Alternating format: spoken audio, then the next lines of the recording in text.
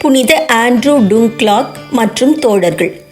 இவர்கள் வியட்நாமின் 19ஆம் நூற்றாண்டு மறைசாட்சிகள்.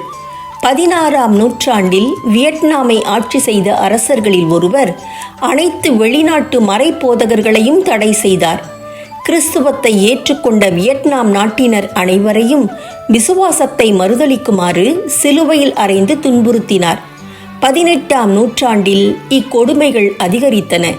3 லட்சம் கத்தோலிக்கர் வரை கொல்லப்பட்டனர்.